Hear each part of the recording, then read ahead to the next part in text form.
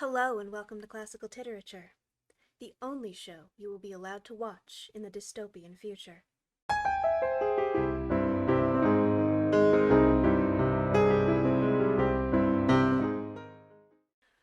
Now, if you have engaged with any piece of news media within the last 20 years or so, you may have found out that it's literally 1984 out there. It's not, and I would say the fact that Americans generally misunderstand 1984 is a pretty general condemnation of the way that we teach reading comprehension, but we're not here to discuss your English teacher today. We are here to discuss Utopia. Because the concept of a dystopia, at least the word dystopia, is fairly modern in the grand scale of things. It is using Greek roots, yes, but it isn't an ancient word. It was actually created in opposition to the term utopia, which itself was created by Thomas More in the early 1500s and literally translates as not place or no place. It might have also been a pun on the French roots eu and topos, which I am absolutely mispronouncing, and I am so sorry. But eu and topos would generally translate as best or good place. And let's be clear, More was not just being cheeky when he called Utopia no place. He was kind of trying to keep himself from getting beheaded because, it kind of kills the vibe.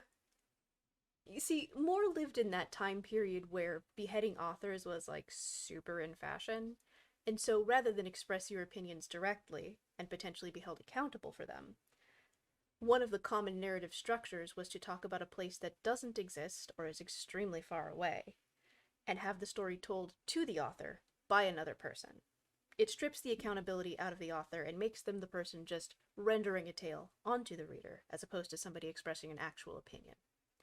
Most people would have known that this would have been in some way Moore's opinion, but it's all about that plausible deniability.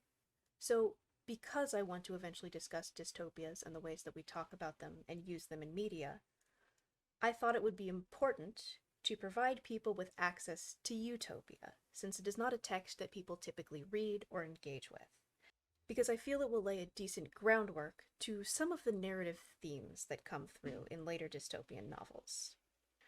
I am going to warn you that this book is dense. It is more lighthearted and more colloquially written than a lot of other works, but it is still from the 1500s, and it shows. So hopefully we can make it through this without me digging up the corpse of Thomas More. But I make no promises. Oh, and by the way, he was beheaded in the end. Not for Utopia, for other reasons, but the whole I don't definitely hold this opinion, I definitely got it from a strange guy in a bar thing is kind of a moot point in retrospect. Utopia. Concerning the best state of a commonwealth and the new island of Utopia. A truly golden handbook, no less beneficial than entertaining, by the most distinguished and eloquent author, Thomas More, citizen and under-sheriff of the famous city of London. Thomas More to Peter Giles. Greetings. My very dear Peter Giles, I am almost ashamed to be sending you after a full year's time this little book about the Utopian Commonwealth, which I'm sure you expected in less than 6 weeks. For, as you were well aware, I faced no problem in finding my materials, and had no reason to labor over the arrangement of them. All I had to do was repeat what you and I together heard Raphael describe. There was no occasion, either, for fine or far-fetched language, since what he said, being extempore and informal, could not be couched in fancy terms. And besides, as you know, he's a man better versed in Greek than in Latin, so that my language would be nearer the truth, the closer it approached to his casual simplicity. Truth, in fact, is the only quality at which I should have aimed, or did aim, in writing this book. I confess, friend Peter, that having all these materials ready to hand made my own contribution so slight that there was hardly anything at all for me to do. Thinking up a topic like this from scratch, and disposing it, in proper order, might have demanded a lot of time and work, even if a man were gifted with talent and learning. And then, if the matter had to be set forth with eloquence, not just bluntly and factually. There's no way I could have done that, however hard I worked, for however long a time. But now when I was relieved of all these problems, over which I could have sweated forever, there was nothing for me to do but simply write down what I had heard. Well, little as it was, that task was rendered almost impossible by my many other obligations. Most of my day is given to the law, listening to some cases, pleading others, compromising others, and deciding still others. I have to visit this man because of his official position, and that man because of his lawsuit. And so, almost the whole day is devoted to other people's business, and what's left over to my own. And then for myself, that is, my studies, there's nothing left. For when I get home, I have to talk with my wife, chatter with my children, and consult with the servants. All these matters I considered part of my business, since they have to be done, unless a man wants to be a stranger in his own house. Besides, a man is bound to bear himself as agreeably as he can towards those whom nature or chance, or his own choice, has made the companions of his life.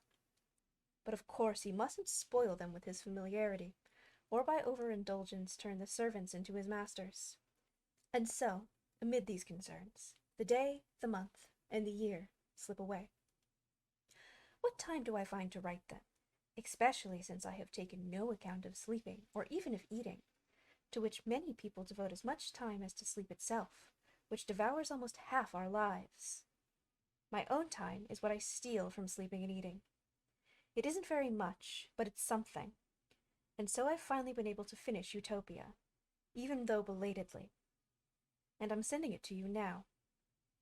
I hope, my dear Peter, that you will read it over and let me know if you find anything that I've overlooked. Though I am not really afraid of having forgotten anything important, I wish my judgment and learning were up to my memory, which isn't half bad. Still, I don't feel so sure of it that I would swear I've missed nothing. For my servant John Clement has raised a great doubt in my mind. As you know, he was there with us, for I always want him to be present at conversations where there's profit to be gained.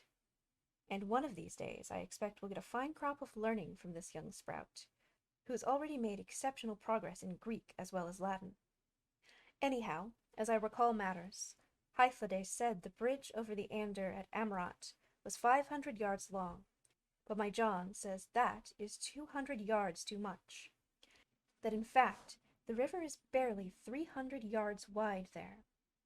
So I beg you, consult your memory. If your recollection agrees with his, I'll yield to the two of you, and confess myself mistaken. But if you don't recall the point, I'll follow my own memory and keep my present figure. For, as I've taken particular pains to avoid untruths in this book, so I'd rather make an honest mistake than say what I don't believe. In short, I'd rather be truthful than correct. But the whole matter can be cleared up if you ask Raphael about it, either directly, if he's still in your neighborhood, or else by letter. And I'm afraid you must do this anyways, because of another problem that has cropped up. Whether through my fault, or yours, or Raphael's, I'm not sure. For it didn't occur to me to ask, nor him to say, in what area of the new world Utopia is to be found. I wouldn't have missed hearing about this for a sizable sum of money, for I'm quite ashamed not to know even the name of the ocean where the island lies about, which I've written so much. Besides, there are various people here, and one in particular, a devout man and professor of theology, who very much wants to go to Utopia. His motive is not by any means idle curiosity, but rather a desire to foster and further the growth of our religion, which has made such a happy start there.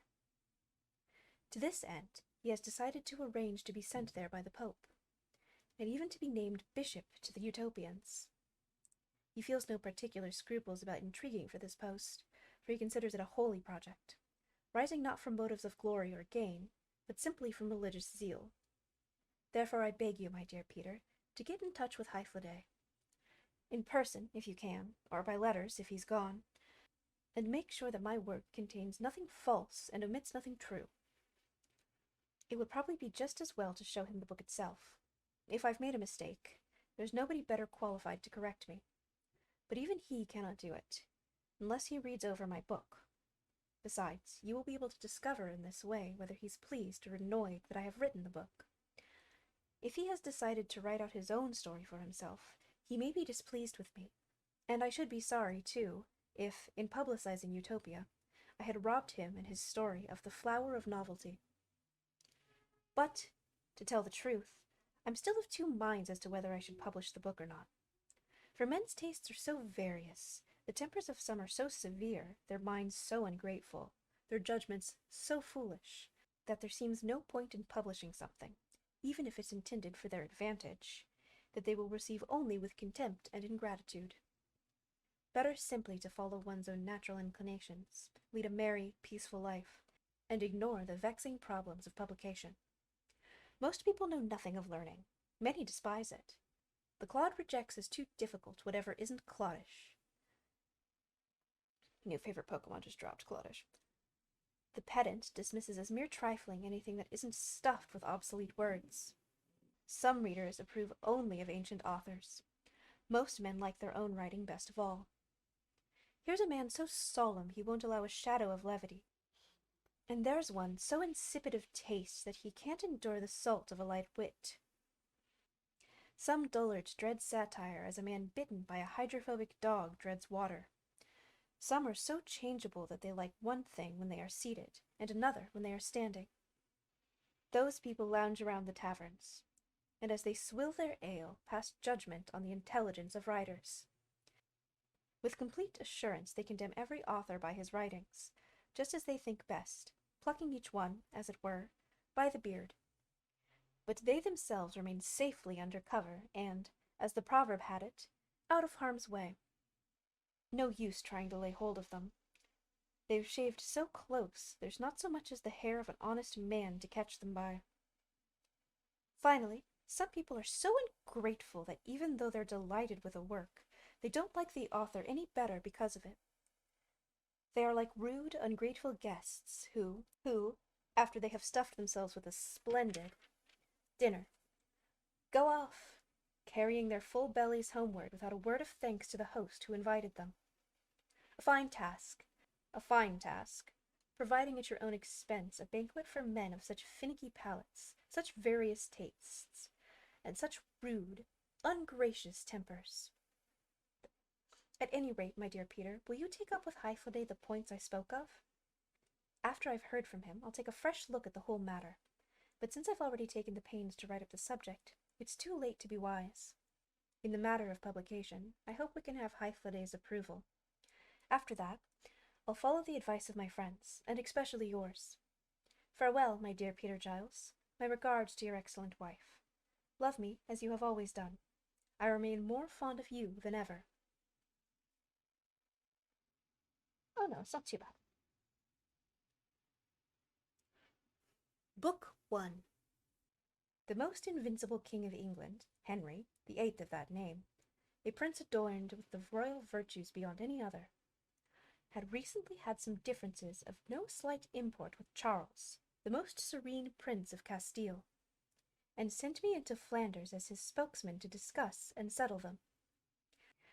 I was companion and associate to that incomparable man, Cuthbert Tunstall, whom the king had recently created the Master of the Rolls, to everyone's great satisfaction. I will say nothing in praise of this man, not because I fear the judgment of a friend might be questioned, but because his learning and integrity are greater than I can describe and too well known everywhere to need my commendation, unless I would, according to the proverb, light up the sun with a lantern. Those appointed by the prince to deal with us, all excellent men, met us at Bruges by pre-arrangement. Their head and leader was the Margrave, so called, of Bruges, a most distinguished person. But their main speaker and guiding spirit was Georges de Thimsec, the provost of Kassel, a man eloquent by nature as well as by training, very learned in the law, and most skilful in diplomatic affairs through his ability and long practice. After we had met several times, certain points remained on which we could not come to agreement, so they adjourned the meetings and went to Brussels for some days to consult their prince in person. Meanwhile, since my business permitted it, I went to Antwerp. Of those who visited me while I was there, Peter Giles was more welcome to me than any of the others. He was a native of Antwerp, a man of high reputation, already appointed to a good position and worthy of the very best. I hardly know a young man more learned or of better character. Apart from being cultured, virtuous, and courteous to all, with his intimates he is so open, trustworthy, loyal, and affectionate, that it would be hard to find another friend like him anywhere. No one is more modest or more frank. None better combines simplicity with wisdom.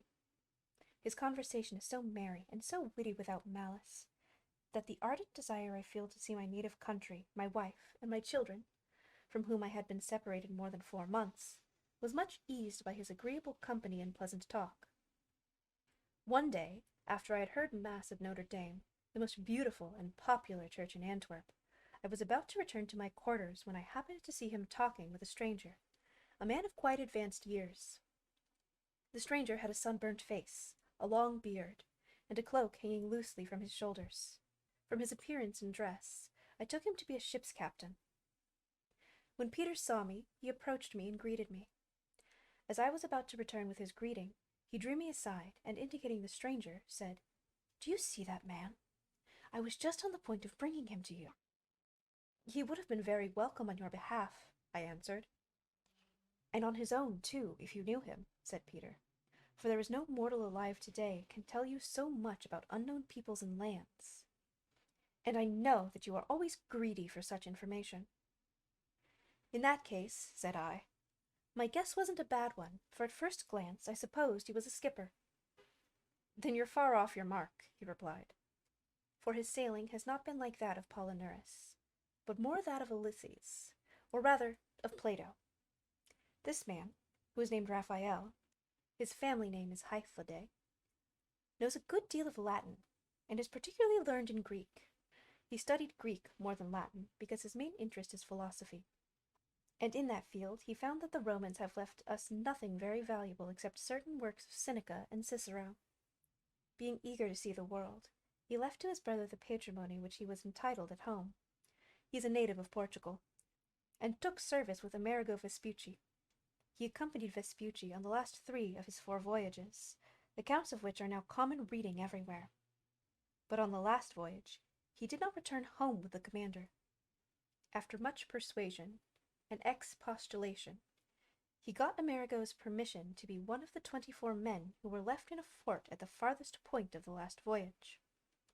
Being marooned in this way was altogether agreeable to him, as he was more anxious to pursue his travels than afraid of death.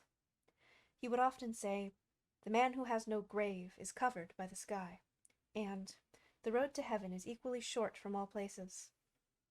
Yet this frame of mind would have cost him dear if God had not been gracious to him. After Vespucci's departure, he travelled through many countries with 5 companions from the fort. At last, by strange good fortune, he got, via Ceylon, to Calcut, where by good luck he found some Portuguese ships, and so, beyond anyone's expectation, he returned to his own country. When Peter had told me this, I thanked him for his kindness in wishing to introduce me to a man whose conversation he hoped I would enjoy, and then I turned to Raphael. After greeting one another and exchanging the usual civilities of strangers upon their first meeting, we all went to my house. There, in the garden, we sat down on a bench covered with turf to talk together. He told us that when Vespucci sailed away, he and his companions, who had stayed behind in the fort, often met with people of the countryside, and by integrating speeches gradually, won their friendship. Before long they came to dwell with them safely and even affectionately. The prince also gave them his favor. I had forgotten his name and that of his country, furnishing Raphael and his 5 companions not only with ample provisions, but with means for traveling, rafts when they went by water, wagons when they went by land. In addition, he sent with them a most trusty guide, who was to introduce and recommend them to such other princes as they wanted to visit. After many days' journey, he said, they came to towns and cities, and to commonwealths that were both populous and not badly governed. To be sure, under the equator, and far on both sides of the line as the sun moves, there lies vast empty deserts, scorched with perpetual heat. The whole region is desolate and squalid, grim and uncultivated, inhabited by wild beasts, serpents, and also by men no less wild and dangerous than the beasts themselves. But as they went on, conditions gradually grew milder. The heat was less fierce, the earth greener, men and even beasts less savage. At last, they reached people, cities, and towns, which not only traded among themselves and with their neighbors, but even carried on commerce by sea and land with remote countries. After that, he said, they were able to visit different lands in every direction, for he and his companions were welcome as passengers aboard any ship about to make a journey. The first vessels they saw were flat-bottomed, he said, with sails made of papyrus reeds and wicker, or occasionally of leather. Farther on, they found ships with pointed keels and canvas sails, very much like our own. The seamen were skilled in managing wind and water, but they were most grateful to him, Raphael said, for showing them the use of the compass, of which they had been ignorant. For that reason, they had formerly sailed with great timidity, and only in summer. Now they have such trust in the compass that they no longer fear winter at all, and tend to be overconfident rather than cautious. There is some danger that through their imprudence, this discovery, which they thought would be so advantageous to them, may be the cause of much mischief. It would take too long to repeat all that Raphael told us he had observed, nor would it make altogether for our present purpose. Perhaps on another occasion we shall tell more about the things that are most profitable, especially the wise and sensible institution that he observed among the civilized nations. We asked him many eager questions about such things, and he answered us willingly enough. We made no inquiries, however, about monsters, which are the routine of travelers' tales. Scyllas, ravenous Selenos, people-eating Laestrygonians, and that sort of monstrosity you can hardly avoid. But governments, solidly established and sensibly ruled, are not so common. Well, he told us of many ill-considered usages in these new-found nations. He also described quite a few other customs from which our own cities, nations, races, and kingdoms might take example in order to correct their errors. These I shall discuss in another place, as I said. Now, I intend to relate only what he told us about the manners and laws of Utopians, first explaining the occasion that led him to speak of that commonwealth. Raphael had been talking very wisely about the many errors and about the wise institutions found both in that hemisphere and about the manners and governments of each place he had visited briefly, as though he had lived there all his life. Peter was amazed. "My dear Raphael," he said, "I'm surprised that you don't enter some king's service, for I don't know of a single prince who wouldn't be eager to employ you. Your learning and your knowledge of various countries and people would entertain him, while your advice and your supply of examples would be very helpful in the council chamber. Thus you might advance your own interests and be useful at the same time to all your relatives and friends." "I am not much concerned about my relatives and friends," he replied, "because I consider that I have already done my duty by them. While still young and healthy, I distributed among my relatives and friends the possessions that most men do not part with until they are old and sick, and then only reluctantly, because they can no longer keep them. I think they should be content with this gift of mine, and not expect that for their sake I should enslave myself to any king whatever." "Well said," Peter replied. "But I do not mean that you should be in servitude to any king, only in his service." "The difference is only a matter of one syllable," Raphael replied. "All right," said Peter.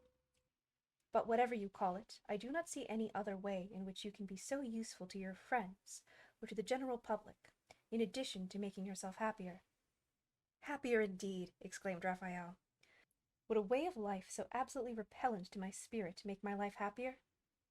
As it is now, I live as I please, and I fancy very few courtiers, however splendid, can say that. As a matter of fact, there are so many men soliciting favors from the powerful that it will be no great loss if they have to do without me and a couple of others like me." Then I said, "It is clear, my dear Raphael, that you want neither wealth nor power, And indeed I value and revere a man of such a disposition as much as I do the mightiest persons in the world. Yet I think if you would devote your time and energy to public affairs, you would do a thing worthy of generous and philosophical nature, even if you did not much like it. You could best perform such a service by joining the council of some great prince, whom you would incite to noble and just actions. I am sure you would do this if you held such an office, and your influence would be felt, because a people's welfare or misery flows in a stream from their prince, as from a never-failing spring. Your learning is so full, even if it weren't combined with experience, and your experience is so great, even apart from your learning, that you would be an extraordinary counselor to any king in the world. You are twice mistaken, my dear Moore, he replied. First in me, and then in the situation itself. I don't have the capacity as you ascribe to me, and if I had it in the highest degree, the public would not be any better off through the sacrifice of my peace. In the first place, most princes apply themselves to the arts of war, in which I have neither ability nor interest, instead of the good arts of peace. They are generally more set on acquiring new kingdoms by hook or by crook than on governing well those that they already have. Moreover, the counselors of kings are all so wise already that they need no other knowledge, or at least, that's the way they see it. At the same time, they approve and even flatter the most absurd statements of favorites, through whose influence they could seek to stand well with the prince. It is only natural, of course, that each man should think his own opinions best. The crow loves his fledgling, and the ape his cub. Now, in a court composed of people who envy everyone else and admire only themselves, if a man should suggest something he had read of in other ages or seen in far places, the other counselors would think their reputation for wisdom was endangered, and they would look like simpletons, unless they could find fault with his proposal. If all else failed, they would take refuge in some remark like this: "The way we're doing it was good enough for our ancestors, and I only hope we're as wise as they were." And with this deep thought, they would take their seats, as though they had said the last word on the subject, implying, of course, that it would be a very dangerous matter if anyone were found to be wiser in any point than his ancestors were. As a matter of fact, we quietly neglect the best examples they have left us. But if something better is proposed, we seize the excuse of reverence for times past and cling to it desperately. Such proud, obstinate, ridiculous judgments I have encountered many times, and once even in England. "What?" I asked. "Were you ever in my country?" "Yes," he answered. "I spent several months there." It was not long after the revolt of the Cornishmen against the king had been put down, with the great slaughter of the poor folk involved in it. During my stay, I was deeply beholden to the Reverend Prelate John Cardinal Morton, Archbishop of Canterbury, and in addition, at that time, Lord Chancellor of England. He was a man, my dear Peter, for Moore knows about him and can tell what I'm going to say, as much respected for his wisdom and virtue as for his authority. He was of a medium height, not bent over despite his years. His looks inspired respect rather than fear. In conversation he was not forbidding, though serious and grave. When suitors came to him on business, he liked to test their spirit and presence of mind by speaking to them sharply, though not rudely. He liked to uncover these qualities, which were those of his own nature, as long as they were not carried to the point of effrontery. And he thought such men were better qualified to carry on business. His speech was polished and pointed. His knowledge of the law was great. He had a vast understanding and a prodigious memory, for he had improved extraordinary natural abilities by constant study and practice. At the time when I was in England, the king relied heavily on his advice, and he seemed the chief support of the nation as a whole. He had left school for court when scarcely more than a boy, had devoted all his life to important business, and had acquired from many changes of fortune, and at a great cost, a supply of wisdom, which is not soon lost when so purchased. One day when I was dining with him, there was present a layman, learned in the laws of your country, who for some reason took occasion to praise the rigid execution of justice that had been practiced upon thieves. They were being executed everywhere, he said, with as many as 20 at a time being hanged on a single gallows. And then he declared that he could not understand how so many thieves sprang up everywhere, when so few of them escaped hanging. I ventured to speak freely before the cardinal, and said, "There is no need to wonder. This way of punishing thieves goes beyond the call of justice, and is not, in any case, for the public good. The penalty is too harsh in itself, yet it isn't an efficient deterrent. Simple theft is not so great a crime that it ought to cost a man his head, yet no punishment, however severe, can withhold a man from robbery when he has no other way to eat. In this matter, not only you in England, but a good part of the world, would seem to imitate bad schoolmasters, who would rather whip their pupils than teach them. Severe and terrible punishments are enacted against theft, when it would be much better to enable every man to earn his own living, instead of being driven to the awful necessity of stealing and then dying for it." "Oh, we've taken care of that," said the fellow. "There are trades and there is farming, by which many men may make a living unless they choose deliberately to be rogues." "Oh, no, you don't," I said. "You won't get out of it that way. We may disregard for the moment the cripples who come from foreign and civil wars, as lately from the Cornish battle, and before that from your wars with France. These men, wounded in the service of king and country, are too badly crippled to follow their old trades, and too old to learn new ones. But since war occurs only from time to time, let us, I say, disregard these men, and consider what happens every day.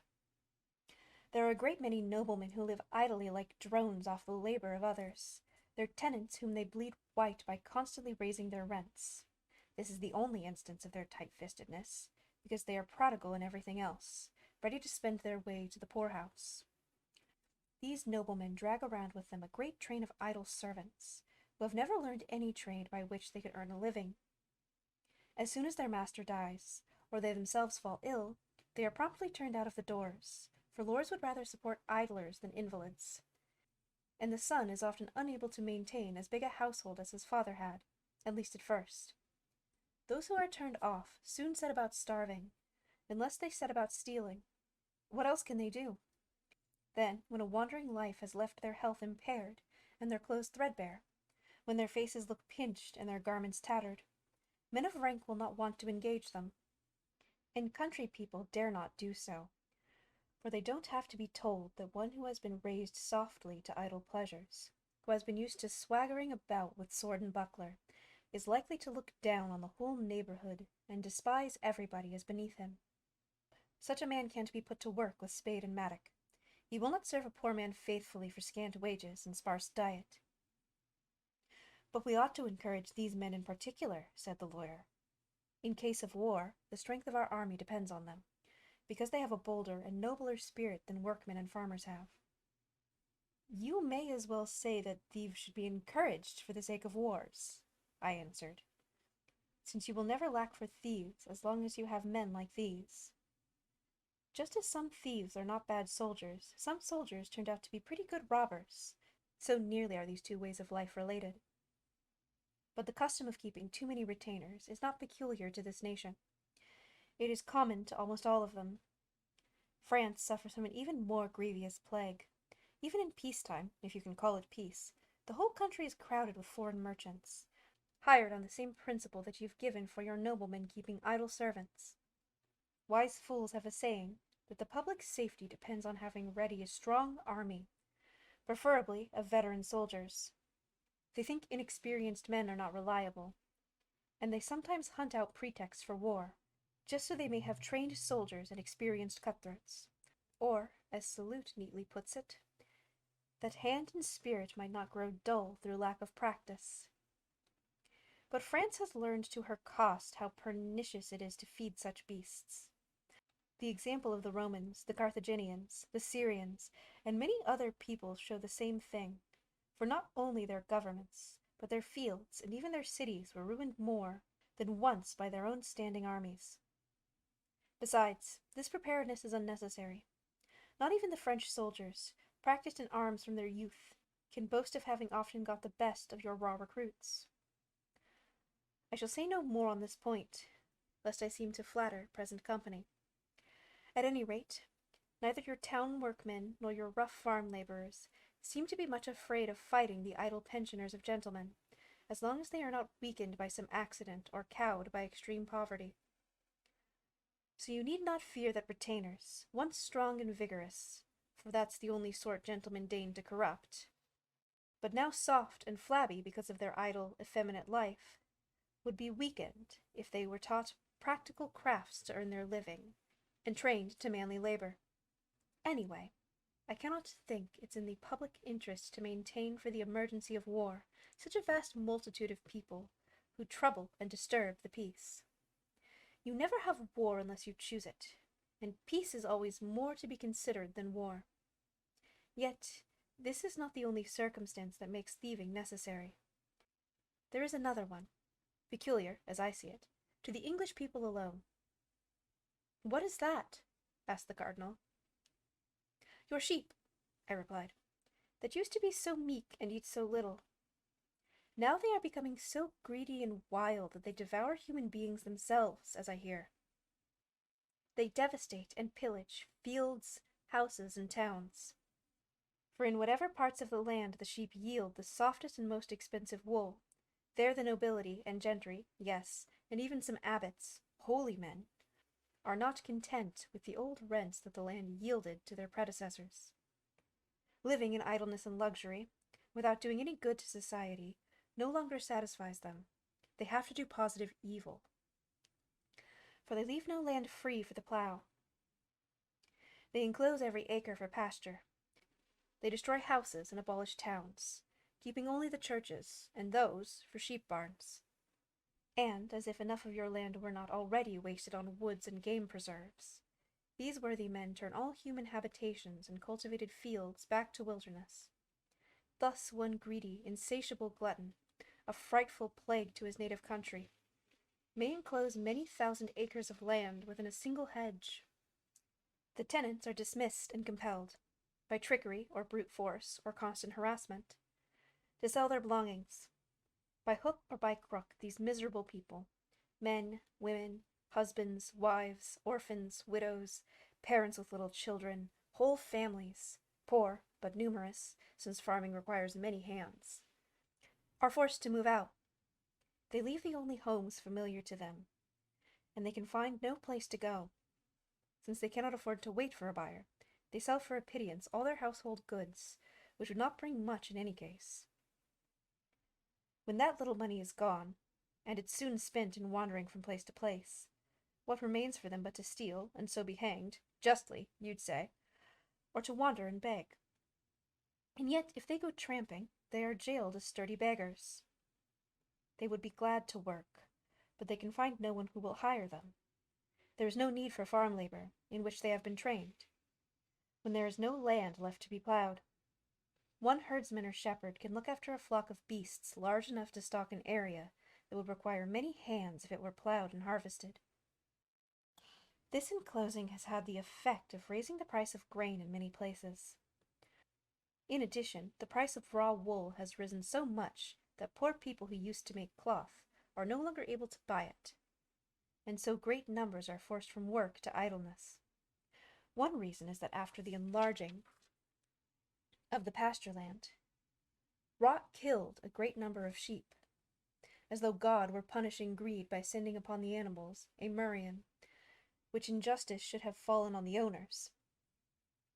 But even if the number of sheep should increase greatly, their price would not fall a penny. The reason is that the wool trade, though it cannot be called a monopoly because it isn't in the hands of one single person, is concentrated in a few hands. An oligopoly, you might say, and these so rich that the owners are never pressed to sell until they have a mind to, and that is only when they can get their price.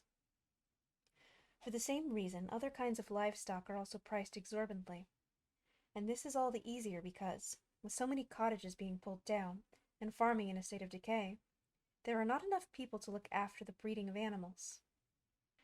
These rich men will not breed calves as they do lambs, but buy them lean and cheap, fatten them in their own pastures, and then sell them at a high price. I don't think the full impact of this bad system has yet been felt. We know these dealers raise prices when the fattened cattle are sold, but when, over a period of time, they keep buying beasts from other localities faster than they can be bred, then, as the supply gradually diminishes where they are purchased, a widespread shortage is bound to ensue. So your island, which seemed especially fortunate in this matter, will be ruined by the crass avarice of a few.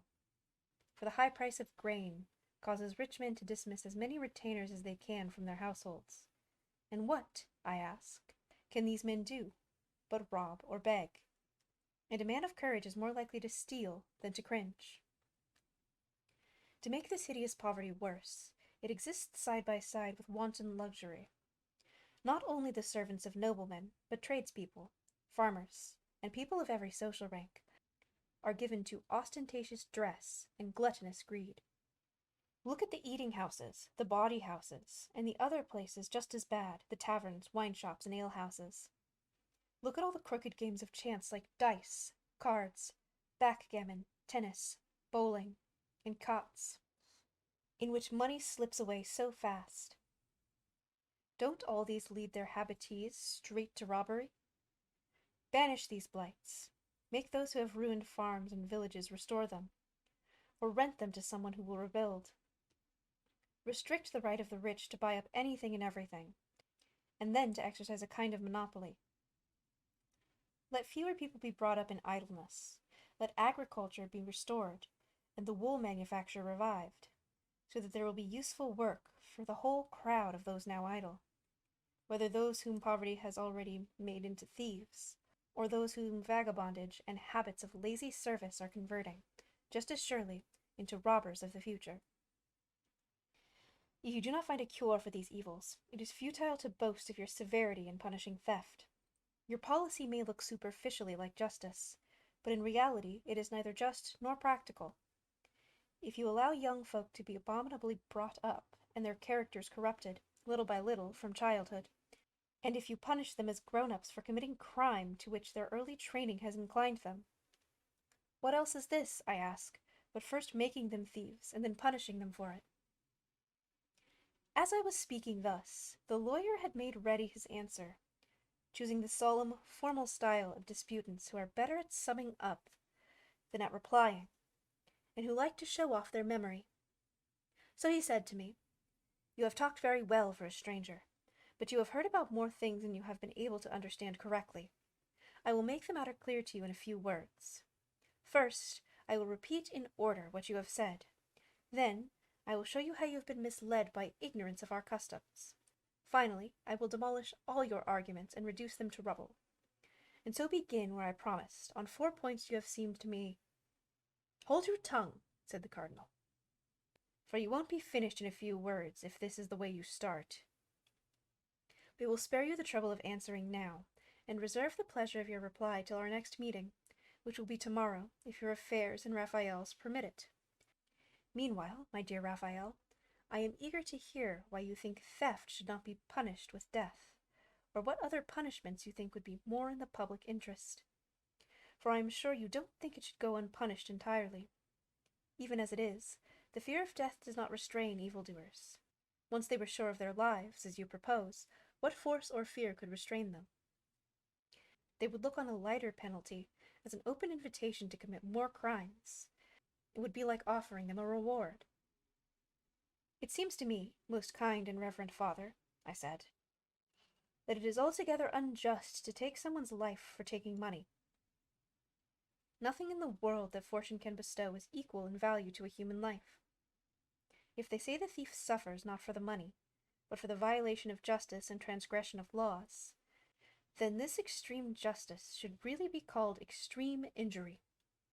We ought not to approve of these fierce Manlian edicts that invoke the sword for the smallest violations.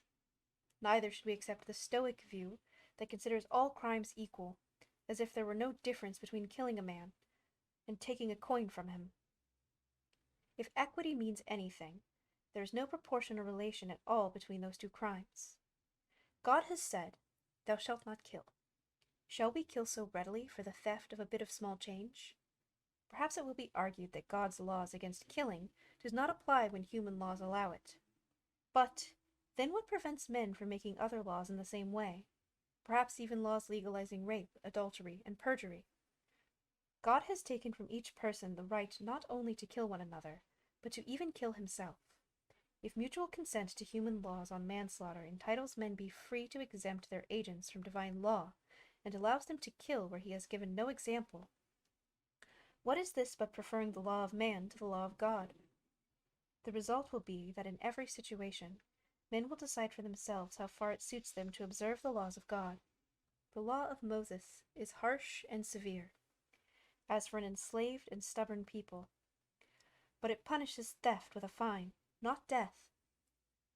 Let us not think that in his new law of mercy, where he treats us with the tenderness of a father, God has given us greater license to be cruel to one another. These are the reasons why I think it is wrong to put thieves to death. But everybody knows how absurd and even harmful to the public welfare it is to punish theft and murder alike, if theft carries the same penalty as murder. The thief will be encouraged to kill the victim, whom otherwise he would have robbed. When the punishment is the same, murder is safer, since one conceals both crimes by killing the witness. Thus, while we try to terrify thieves with extreme cruelty, we really invite them to kill the innocent. Now, since you ask what better punishments can be found, in my judgment, it would be much easier to find a better one than a worse. Why should we question the value of punishments long used by the Romans, who were most expert in the arts of government? They condemned the convicted of heinous crimes to work, shackled, for life, in stone quarries and mines. But of all the alternatives, I prefer the method which I observed in my Persian travels among the people commonly called the Polyrites. They are a sizable nation, not badly governed, free and subject only to their own laws, except that they pay annual tribute to the Persian Shah. Living far from the sea, they are nearly surrounded by mountains. Being contented with products of their own land, which is by no means unfruitful, they have little to do with any other nation, nor are they much visited. According to their ancient customs, they do not try to enlarge their boundaries, and easily protect themselves behind their mountains by paying tribute to their overlord. Thus they have no wars and live in a comfortable, rather than a glorious, manner, more contented than ambitious or famous. Indeed, I think they are hardly known by name to anyone but their next-door neighbors. In their land, whoever is found guilty of theft must make restitution to the owner, not, as elsewhere, to the prince. They think the prince has no more right to the stolen goods than the thief. If the stolen property has disappeared, the value of the thief's property is estimated, and the restitution is made from it. All the rest is handed over to the thief's wife and children, while the thief himself is sentenced to hard labor. Unless their crimes were compounded with atrocities, thieves are neither imprisoned nor shackled, but go freely and unguarded about their work on public projects. If they shirk and do their job slackly, they are not chained, but they are whipped. If they work hard, they are treated without any insults, except that at night, after roll call, they are locked up in their dormitories. Apart from constant work, they undergo no discomfort in living. As they work for the state, they are decently fed out of the public stores, though arrangements vary from place to place. In some districts, they are supported by alms. Unreliable as this support may seem, the Polyrites are so charitable that no way is found more rewarding. In other places, public revenues are set aside for their support, or a special tax is levied, and sometimes they do not do public work, but anyone in need of workmen can go to the market and hire a convict by the day at a set rate, a little less than that for freemen. If they are lazy, it is lawful to whip them. Thus they never lack for work, and each one of them brings a little profit into the public treasury beyond the cost of his keep. They are all dressed in clothes of the same distinctive color. Their hair is not shaved, but trimmed close about the ears, and the tip of one ear is cut off. Their friends are allowed to give them food, drink, or clothing, as long as it is of the proper color. But to give them money is death, both to the giver and the taker. It is just as serious a crime for any free man to take money from them for any reason whatsoever. It is also a capital crime for any of these slaves, as the condemned are called, to carry weapons. In each district of the country, they are required to wear a special badge. It is a capital crime to throw away the badge, to go beyond one's own district, or to talk with a slave of another district. Plotting escape is no more secure than escape itself. It is death for any other slave to know of a plot to escape, and slavery for a freeman. On the other hand, there are rewards for informers, money for a freeman, freedom for a slave, and for both of them, pardon and amnesty. Thus I've described their policies in this manner. It is clear how mild and practical they are, for the aim of the punishment is to destroy vices and save men. The criminals are treated so that they see the necessity of being honest, and for the rest of their lives they atone for the wrong that they have done before. There is so little danger of relapse that travelers going from one part of the country to another think slaves the most reliable guides, changing them at the boundary of each district. The slaves have no means of committing robbery, since they are unarmed, and any money in their possession is evidence of a crime. If caught, they would be instantly punished, and there is no hope of escape anywhere. Since every bit of a slave's clothing is unlike the usual clothing of the country, how could a slave escape unless he fled naked? Even then, his cropped ear would give him away at once. Might not the slaves form a conspiracy against the government? Perhaps, but the slaves of one district could hardly expect to succeed unless they first involved in their plot the slave gangs of many other districts. And that is impossible, since they are not allowed to meet or talk together or even greet one another. No one would risk a plot when they all know joining is so dangerous to the participant, and betrayal so profitable to the informer. Besides, no one is quite without hope of gaining his freedom eventually if he accepts his punishment in the spirit of obedience and patience, and gives promise of future good conduct. Indeed, every year some are pardoned as a reward for their submissive behavior. When I had finished this account, I added that I saw no reason why this system couldn't be adopted even in England, and with much greater advantage than the justice which my legal antagonist had praised so highly.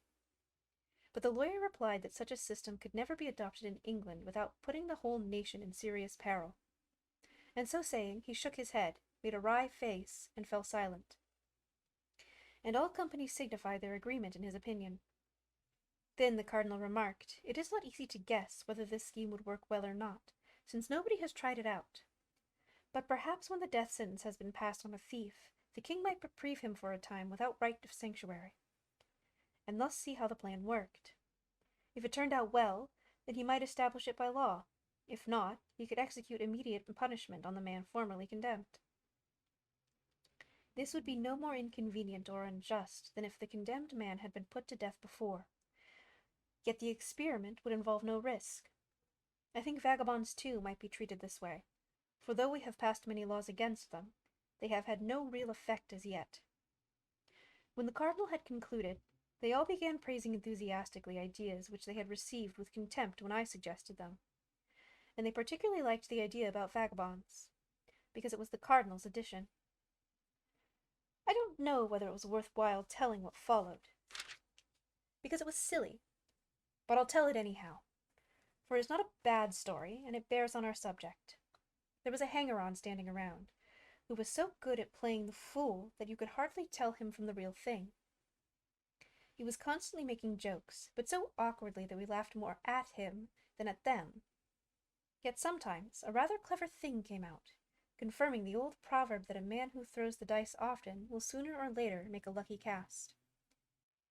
One of the company happened to say, "Well, Raphael has taken care of the thieves, and the cardinal has taken care of the vagabonds. So now all we have to do is take care of the poor whom sickness or old age has kept from earning a living."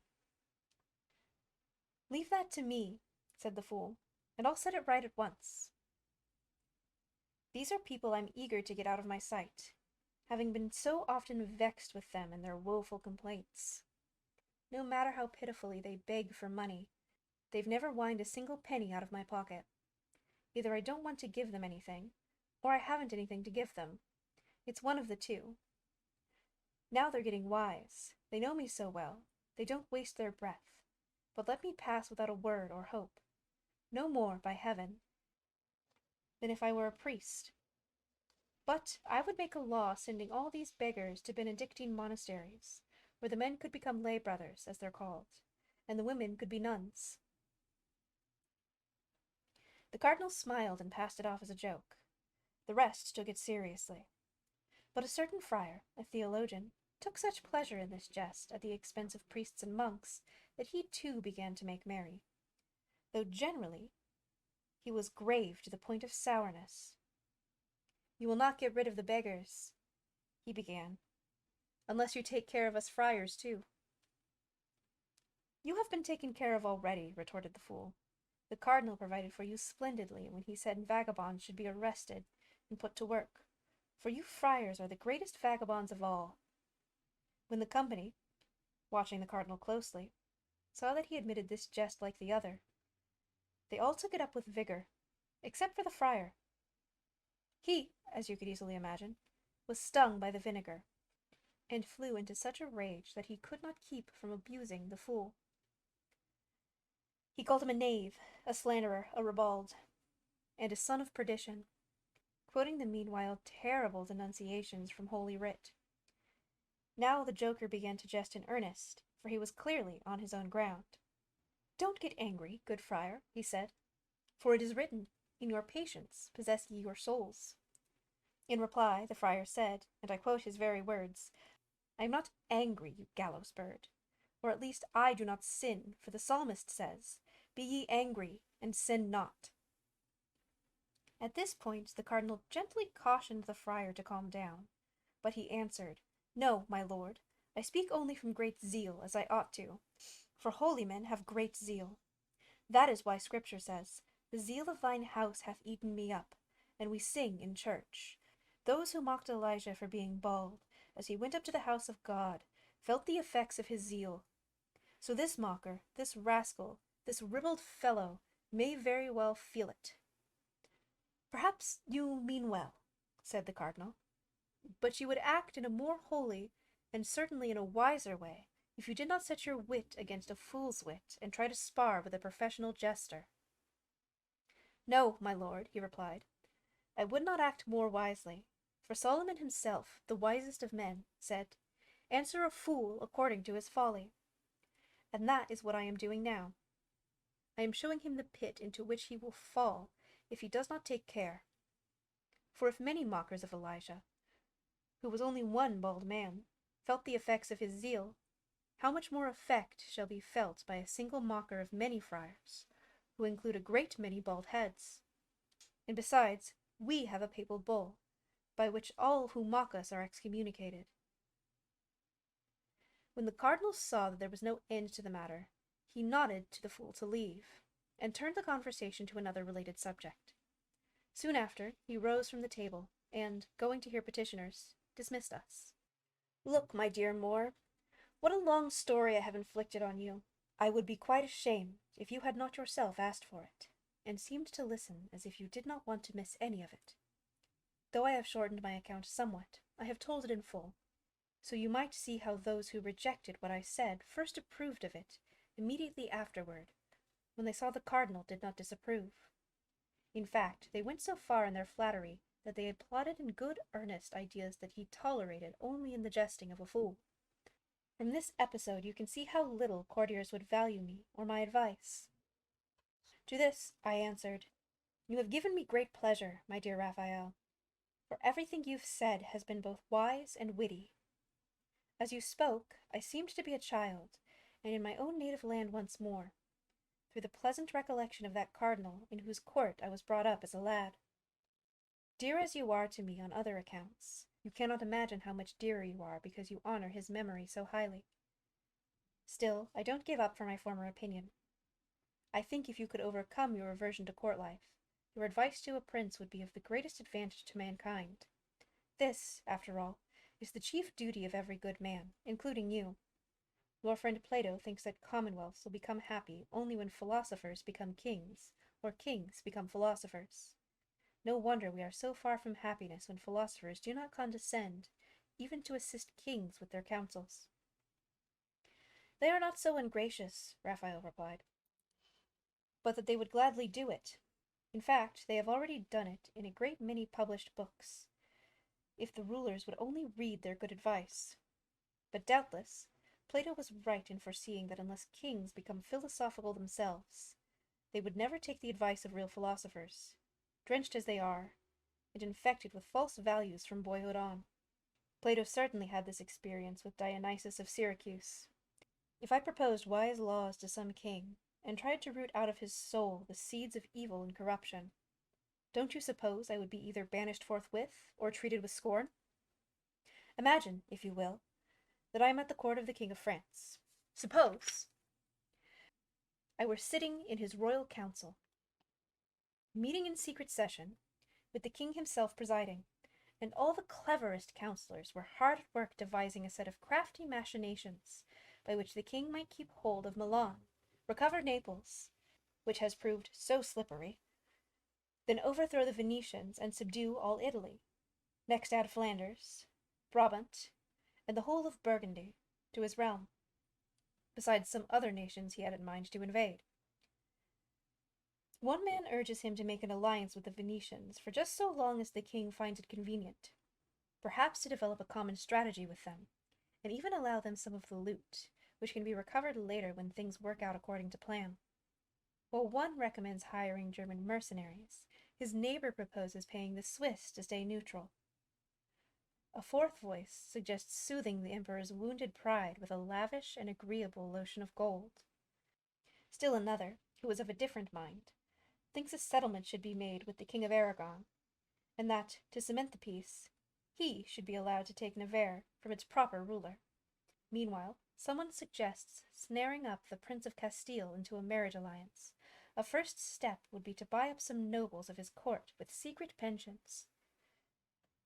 The hardest problem of all is what to do about England. They agree that the alliance, which is weak at best, should be strengthened as much as possible. But while the English are being treated as friends, they should also be suspected as enemies. And so the Scots must be kept in constant readiness, poised to attack the English in case they stir ever so little. Also, a banished nobleman with some pretensions to the English throne must be secretly encouraged. There are treaties against doing it openly. And in this way, pressure can be brought to bear on the English king, and a ruler kept in check who can't really be trusted. Now, in a meeting like this one, where so much is at stake, where so many brilliant men are competing to think up intricate strategies of war, what if an insignificant fellow like me were to get up and advise going on another tack entirely? Suppose I said the king should leave Italy alone and stay at home, because the single kingdom of France all by itself is almost too much for one man to govern, and the king should not dream of adding others to it. Then imagine I told him about the decrees of the Encorians, who live off the island of Utopia, towards the southeast. Long ago these people went to war to gain another realm for their king, who had inherited an ancient claim to it through marriage. When they had conquered it, they soon saw that keeping it was going to be as hard as getting it had been. Their new subjects were continually rebelling or being attacked by foreign invaders. The Encorians had to be constantly at war for them or against them, and they saw no hope of ever being able to disband their army. In the meantime, they were being heavily taxed. Money flowed out of their kingdom. Their blood was being shed for the advantage of others, and peace was no closer than it had ever been. The war corrupted their own citizens by encouraging lust for robbery and murder, and the laws fell into contempt because their king, distracted with the cares of two kingdoms, could give neither his proper attention. When they saw that this list of evils was endless, the Encorians took counsel together and very courteously offered their king his choice of keeping whichever of the two kingdoms he preferred, because he couldn't rule them both.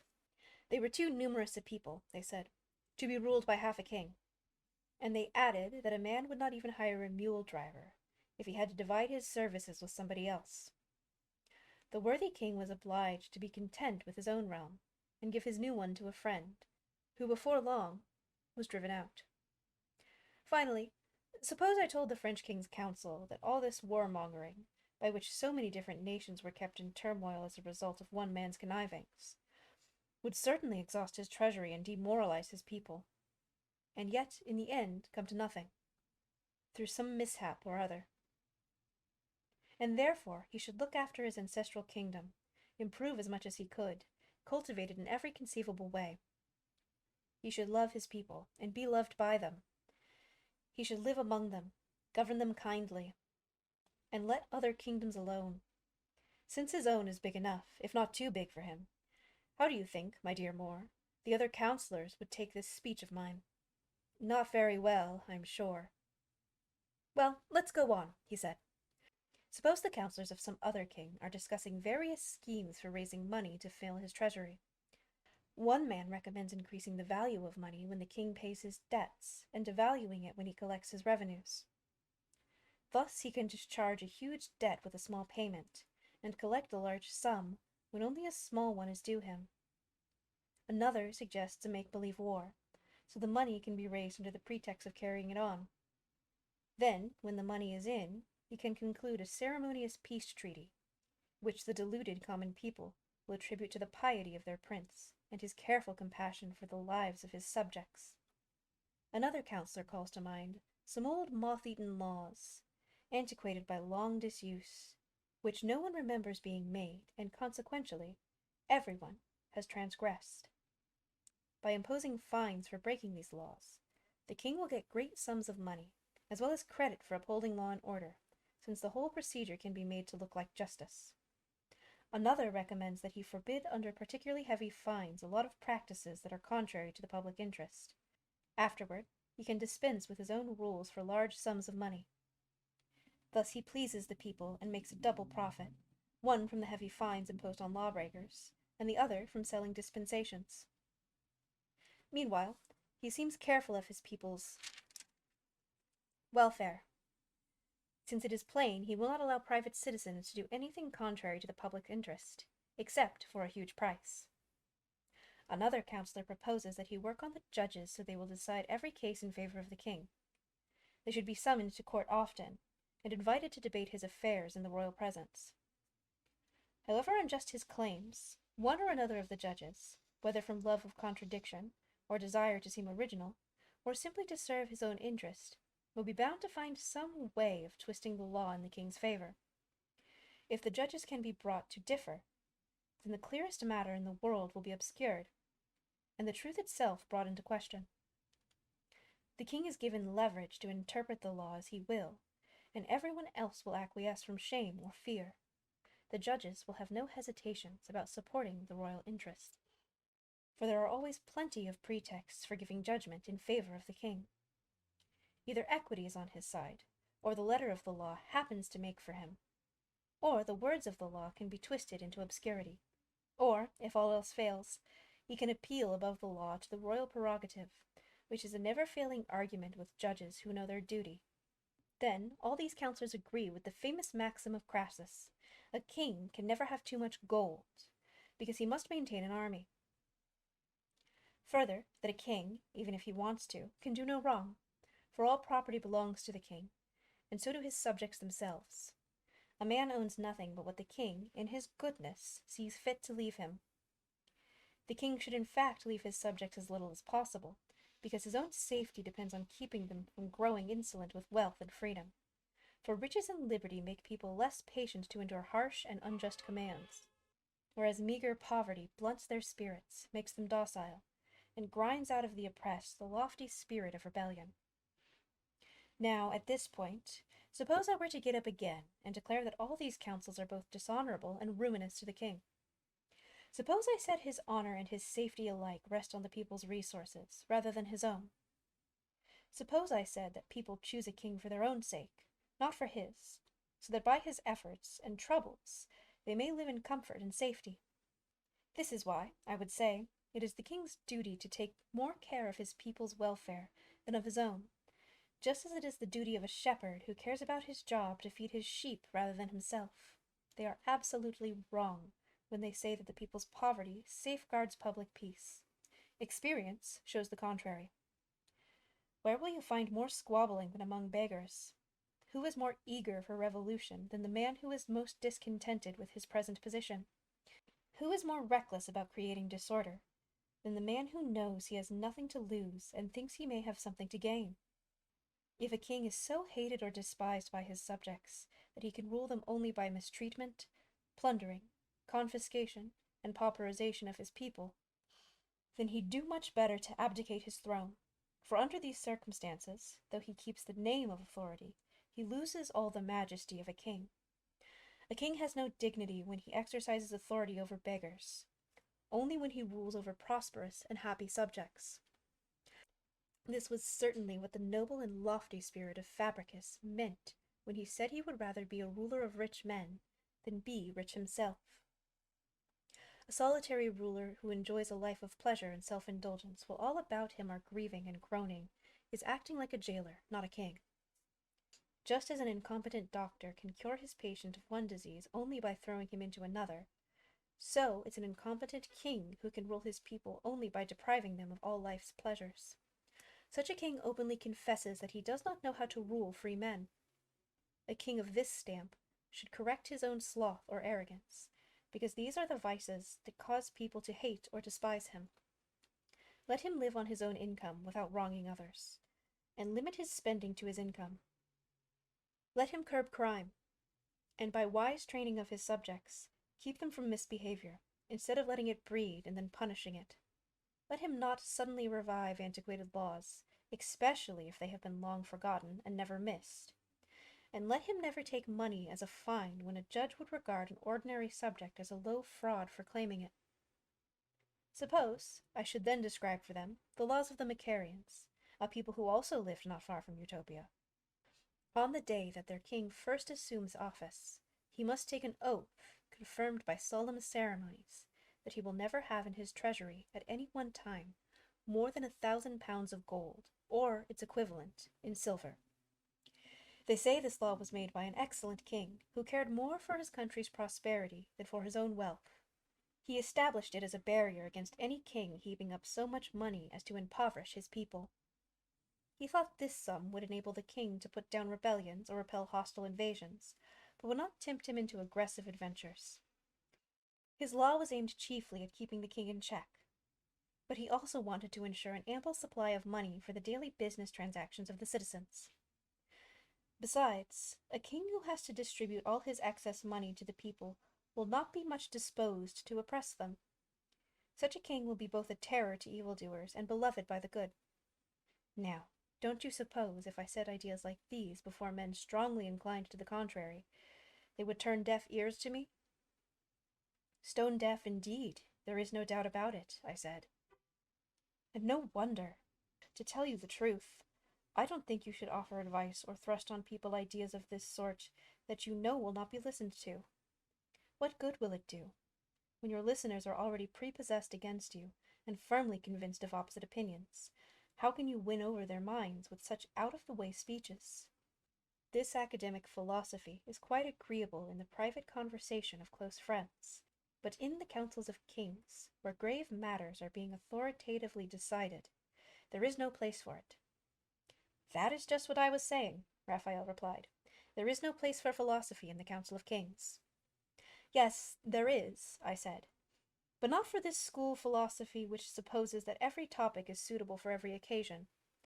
There is another philosophy that is better suited for political action, that takes its cue, adapts itself to the drama in hand, and acts its part neatly and well. This is the philosophy for you to use.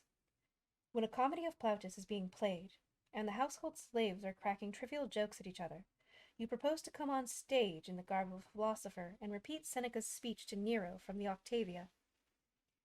Wouldn't it be better to take a silent role than to say something wholly inappropriate, and thus turn the play into tragicomedy? You pervert and ruin a play when you add irrelevant speeches, even if they are better than the original. So go through with the drama in hand as best you can, and don't spoil it all simply because you happen to think another one would be better. That's how things go in the Commonwealth, and in the councils of princes. If you cannot pluck up bad ideas by the root, you cannot cure long-standing evils as completely as you would like. You must not therefore abandon the Commonwealth. Don't give up the ship in a storm because you cannot direct the winds, and don't arrogantly force strange ideas on people who you know have set their mind on a different course from yours. You must strive to influence policy indirectly, handle the situation tactfully, and thus, what you cannot turn to good, you may at least make as little bad as possible. For it is impossible to make everything good, unless you make all men good, and that I don't expect to see for a long time to come.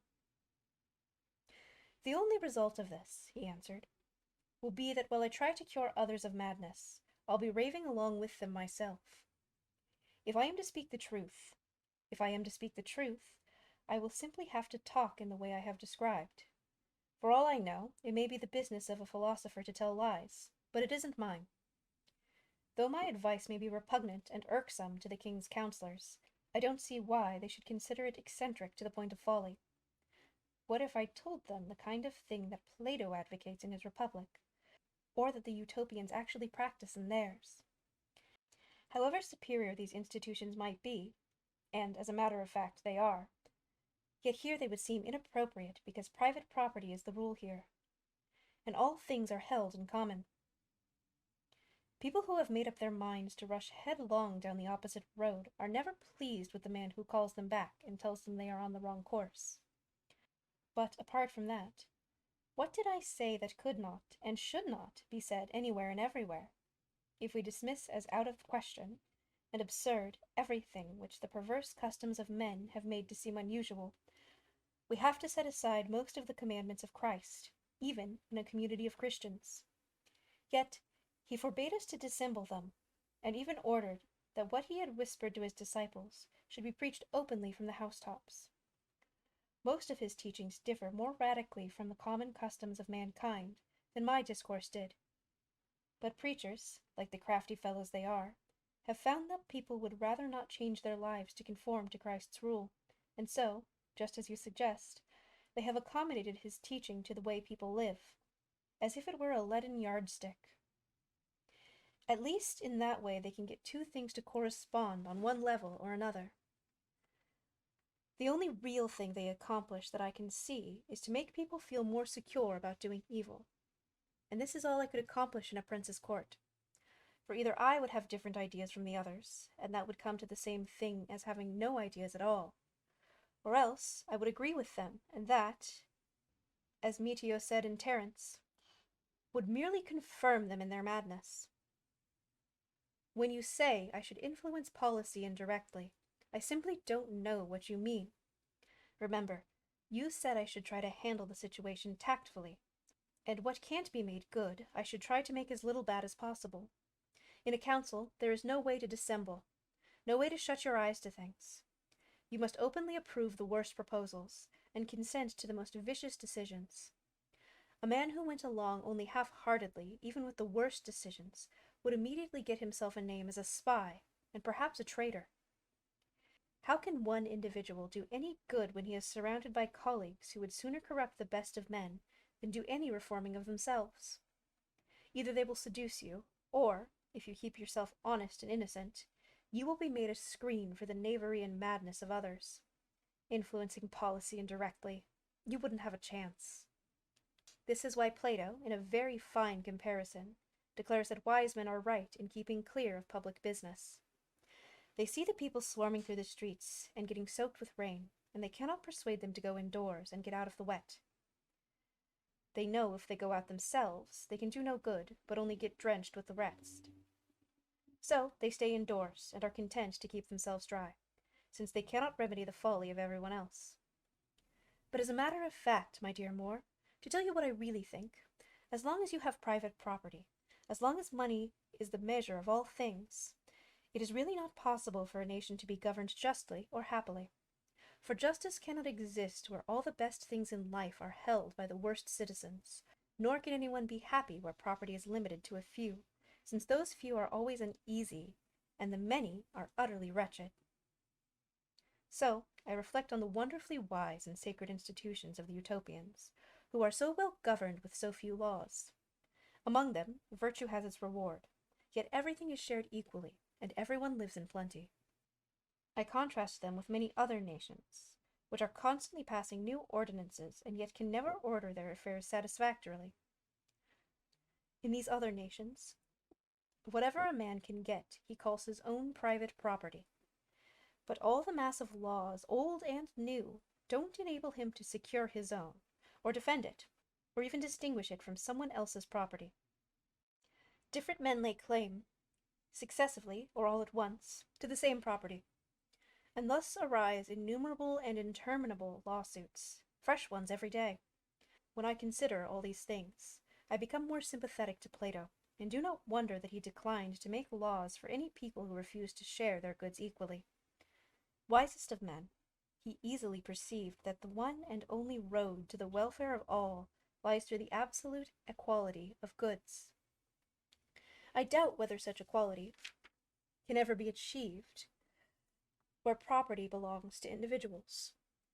However abundant goods may be, when every man tries to get as much as he can for his own exclusive use, a handful of men end up sharing the whole thing, and the rest are left in poverty.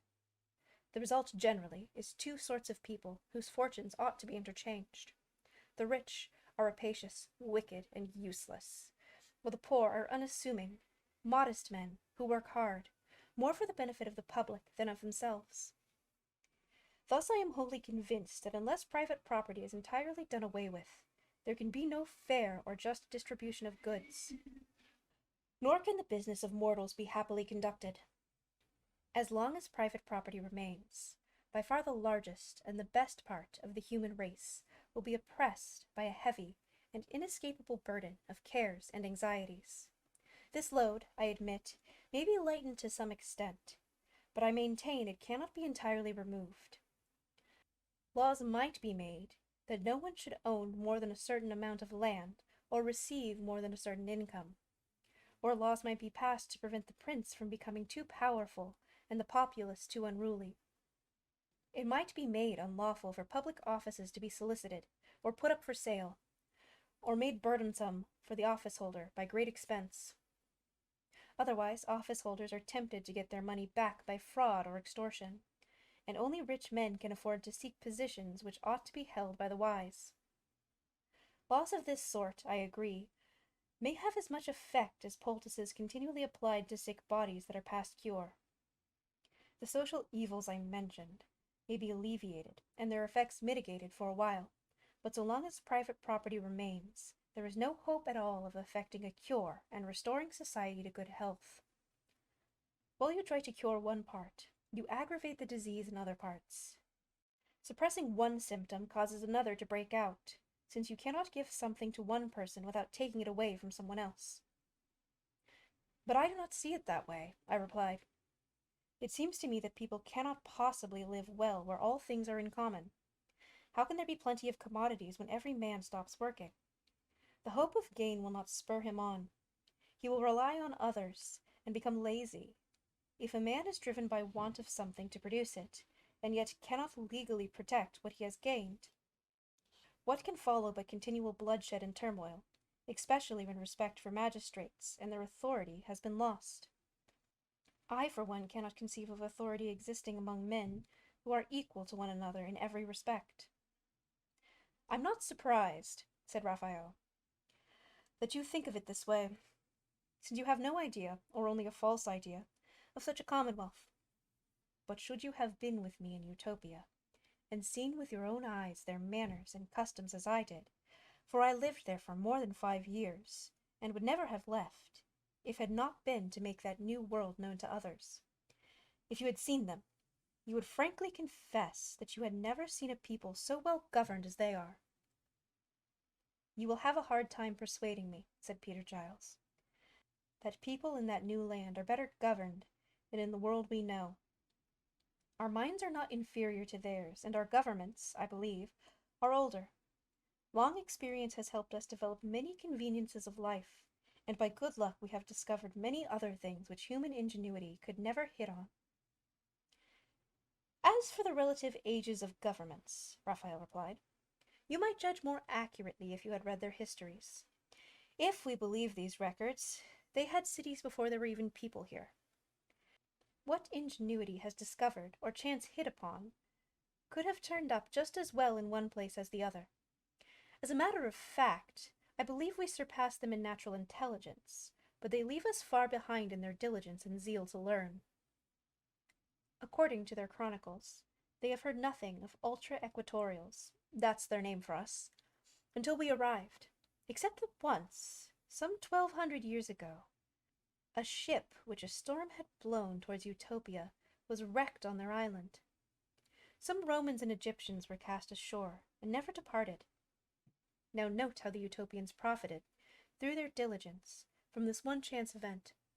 They learned every single useful art of Roman civilization, either directly from their guests, or indirectly from hints and surmises on which they based their own investigations. What benefits from the mere fact that on a single occasion some Europeans landed there? If a similar accident had hitherto brought anyone here from their land, the incident has been completely forgotten, as it will be forgotten in time to come that I was ever in their country.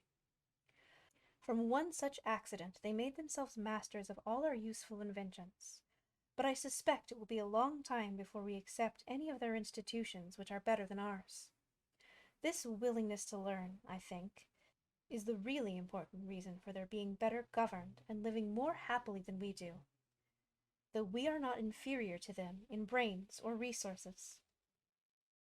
Then let me implore you, my dear Raphael, said I, to describe that island to us.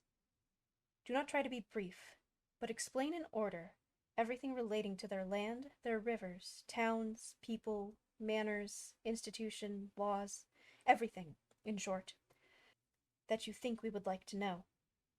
And you can take it for granted that we want to know everything that we don't know yet. There's nothing I'd rather do, he replied, for these things are fresh in my mind, but it will take quite some time. In that case, I said, let's first go to lunch. Afterward, we shall have all the time we want. Agreed, he said. So we went in and had lunch. Then we came back to the same spot and sat down on the bench. I ordered my servants to take care that no one should interrupt us. Peter Giles and I urged Raphael to keep his promise. When he saw that we were eager to hear him, he sat silent and thoughtful for a moment, and then began as follows. And I think we will stop there for today. Next time, we will get into the Utopians' laws, customs, and everything, which has been broken up neatly into little sections for us already by Mr. Moore. Patrons get extra benefits, like their name in the credits, and videos a week early. This has been Classical Titerature. Thanks for watching.